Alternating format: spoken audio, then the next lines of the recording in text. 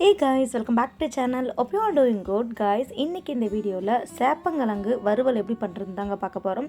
வாங்க வீடியோக்குள்ள போகலாம். வீடியோக்குள்ள போறதுக்கு முன்னாடி நம்மளோட சேனல் ஃபர்ஸ்ட் டைம் பார்க்கறதா இருந்தா மறக்காம சேனல் சப்ஸ்கிரைப் பண்ணிக்கோங்க. இந்த சேப்பங்கிழங்கு வறுவல் பண்றதுக்கு முதல்ல சேப்பங்கிழங்க ஒரு 2-3 முறை தண்ணி ஊத்தி நல்லா வாஷ் பண்ணி எடுத்துக்கோங்க. இப்போ வாஷ் பண்ணி வச்சிருக்க சேப்பங்கிழங்க குக்கர்ல சேர்த்துக்கோங்க.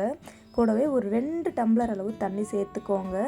அப்புறம் கொஞ்சமாக கல் உப்பு, கூடவே ஒரு சின்ன நெல்லிக்காய் சைஸ் அளவு புளி சேர்த்துக்கோங்க. அப்புறம் கொஞ்சமாக மஞ்சள் தூள் சேர்த்து நல்லா மிக்ஸ் பண்ணி விட்டுட்ட பிறகு குக்கர் மூடி போட்டு ஒரே ஒரு விசில் மட்டும் வச்சு வேக வச்சு எடுத்துக்கோங்க.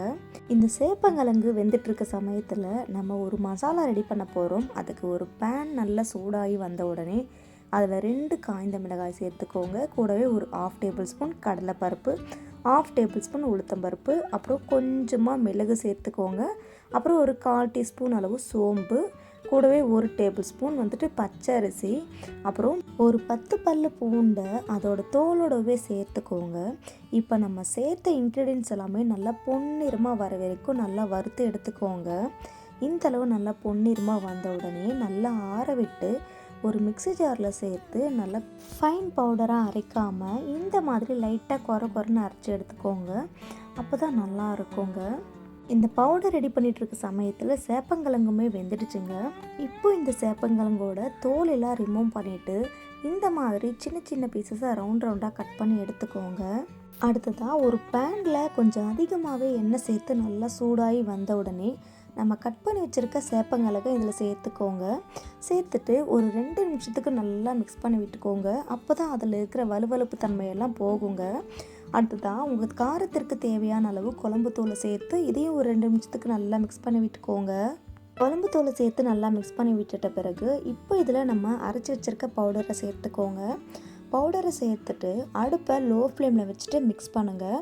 அப்போ தான் அடி பிடிக்காமல் இருக்கும் அண்ட் சேப்பங்கிழங்கு கொலன்னு ஆகாமலும் இருக்குங்க.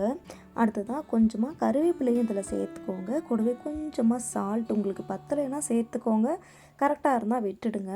அப்புறம் கடைசியாக சிக்கன் மசாலா 1 டேபிள் ஸ்பூன் சேர்த்து நல்லா மிக்ஸ் பண்ணி விடுங்க. ஹை ஃப்ளேமில் ஒரு 2 நிமிஷத்துக்கு நல்லா மிக்ஸ் பண்ணி விட்டு எடுத்தால் நம்மளோட சூப்பரான சேப்பங்கிழங்கு வறுவல் ரெடி ஆகிடுங்க. அவ்வளோதாங்க, நம்மளோட சேப்பங்கிழங்கு வறுவல் ரொம்ப சூப்பராகவே ரெடி ஆகிடுச்சுங்க. எப்போவும் ஒரே மாதிரி வறுவலை பண்ணாமல் இந்த மாதிரி ஒரு டிஃப்ரெண்ட்டாக ட்ரை பண்ணி பாருங்கள்.